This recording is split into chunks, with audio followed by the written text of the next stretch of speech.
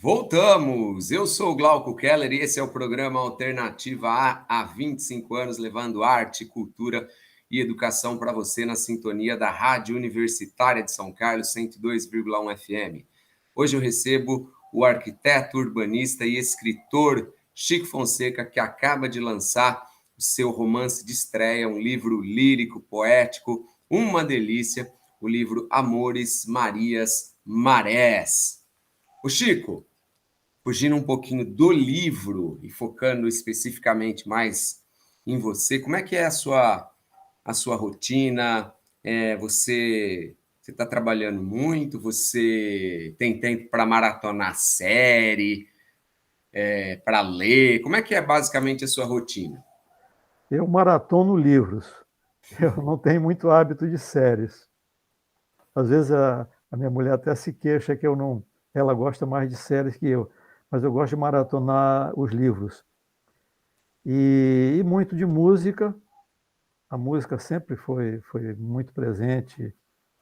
E eu curto todos os estilos praticamente de música. Eu gosto muito de música brasileira.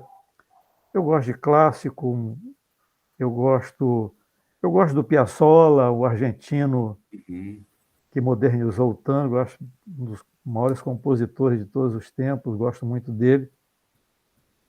Então, música e leitura, às vezes eu leio 3 livros ao mesmo tempo, eu leio algumas páginas hoje de um, amanhã eu leio algumas páginas de outro, dependendo do estado de espírito, mas na minha cabeceira sempre tem alguns livros.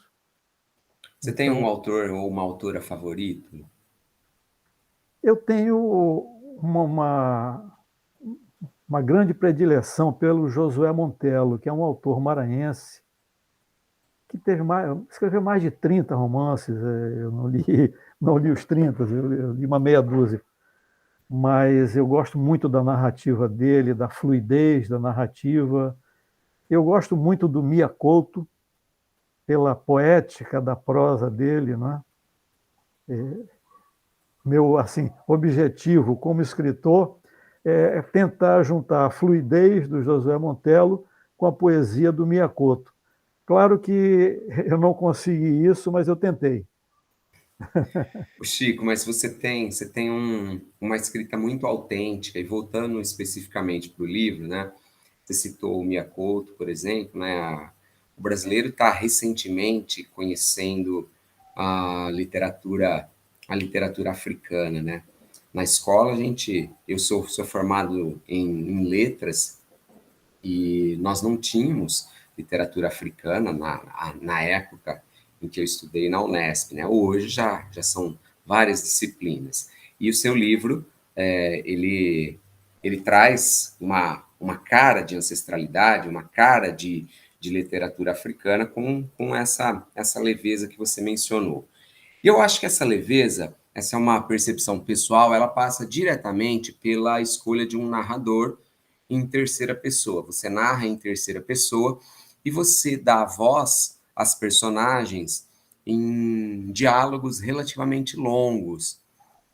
São os personagens, na verdade, que vão contando a história. O narrador, ele simplesmente monitora aquilo que está acontecendo. Eu queria perguntar para você se isso foi pensado, se você fez de maneira improvisada e percebeu que funcionava. Como é que se deu esse processo? Eu acho que isso foi mais percebido do que pensado. Eu comecei a narrativa e fui observando que os personagens precisavam ter o seu espaço para se apresentarem. Então, as conversas entre eles, eu gosto muito das conversas que a Mariana tinha com a avó dela, as Uhum. duas, cada uma deitada em sua rede. Elas moravam numa casa pequena e dormiam no mesmo quarto. E elas conversavam muito de noite, né?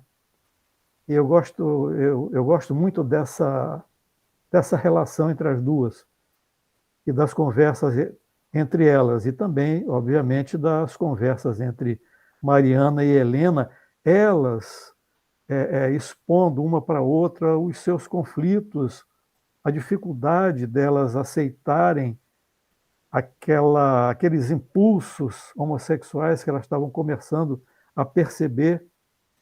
a partir do momento em que elas se conheceram. Então, os conflitos que elas viveram, né? Então, eu achei que o único caminho seria elas expondo os seus sentimentos uma para a outra, seria muito melhor do que a intervenção do narrador, da terceira pessoa. Você definiu bem, como narrador, eu vou monitorando, né, a conversa dos personagens. Eu gostei muito dessa abordagem. E também você reparou que tem muitas cartas. Então, até não é exatamente um romance epistolar, mas as cartas revelam muitas coisas, né? Uhum. E as cartas eram muito importantes e muito comuns na época. Uma carta entre São Luís e Rio de Janeiro demorava 7 dias. Então, para você mandar uma informação e receber a resposta, demorava 14 dias. Então, todo esse clima, não é? O ritmo de contar, o ritmo da narrativa, eu procurei imprimir o mesmo ritmo que se vivia na cidade na época. Era tudo mais calmo, andava-se a pé, quando era mais longe a gente ia de bonde, o que também não era uma velocidade tão grande. Os carros, claro, havia carros, mas não eram tantos, né? Não havia um trânsito como existe hoje. Então o ritmo da cidade era um ritmo lento e de apreciação, de observação, né? Eu tentei, na verdade, eu observei que eu estava narrando no ritmo que a cidade tinha em 1963. Não foi uma coisa pensada, mais uma vez, foi uma coisa observada. Eu percebi que estava fazendo isso. O Chico, outra coisa que a obra traz também, e que me chamou bastante atenção, é um detalhamento muito grande nas descrições. Isso é muito descritivo em relação aos locais, as cenas, elas acontecem, mas sempre com um pano de fundo para que o leitor imagine bastante como era a São Luís em 1963. Para trabalhar com as descrições, você foi a São Luís novamente, você fotografou, você utilizou simplesmente da sua memória, você buscou imagens na internet. Como que você fez para transformar a imagem, o texto imagético, no texto verbal? Eu digo que São Luís é a terceira personagem do romance, né? É a Mariana, a Helena e São Luís. Hum. E São Luís está dentro de mim, nas minhas lembranças. Eu vivi lá durante 15 anos e fui muitas vezes. Quando estava escrevendo o livro, estive lá também por 3 semanas. Mas, basicamente, a memória, porque eu queria falar de uma São Luís, não a São Luís de hoje. Eu queria falar da São Luís dos anos 60. Então, foi muito mais memória do que a própria visita recente não, vamos dizer, não acrescentou em nada na narrativa. Foi realmente memória. As histórias, os personagens são construídos a partir de personagens que viveram na época, claro, juntando um pouco de 2 personagens para montar um personagem da história, ou pegar um pedacinho de um personagem, como eu descrevi, um retalho, né, costurando Hum. um retalho de vida verdadeira, né, para construir um personagem de ficção. Então a memória aí funcionou muito e foi muito interessante, porque nesse processo de você estar revivendo as coisas, memórias que você achava que estavam perdidas, essas memórias afloram de forma até surpreendente. Poxa, como é que eu fui me lembrar disso? Há muito tempo eu não pensava nisso e de repente essa lembrança aflorou assim de uma maneira surpreendente. Isso é muito gratificante e eu acho que isso acrescenta muito no livro. Essa literatura descritiva, né, que eu até procuro conter para não descrever demais e não se tornar uma coisa maçante, porque senão fica a literatura do século XIX, né, uma literatura muito descritiva, e para nós, leitores de hoje, às vezes fica um pouco maçante. Eu quis evitar isso, mas não podia deixar de descrever as coisas que eu descrevi, porque é uma história que realmente tem esse lado imagético muito forte. Para gente encerrar, temos mais 4 minutinhos aqui, Chico. Eu queria te perguntar rapidamente do projeto gráfico do livro, porque me chamou bastante atenção, inclusive com um encarte, com um QR Code, um encarte que lembra uma janela muito bonita em São Luís, com uma capa muito legal. Queria te perguntar se você participou do projeto gráfico, como é que ele se deu, se o teu olhar de arquiteto, de repente, colaborou. É bem interessante essa tua pergunta, porque eu, sendo arquiteto, seria de se esperar que eu participasse. Eu não participei do projeto gráfico. Eu tive nesse livro muita sorte. Muita sorte porque, primeiro, esse livro é resultado de um concurso literário em que eu fui vencedor, né? E a partir desse concurso, a editora se encarregou de produzir o livro.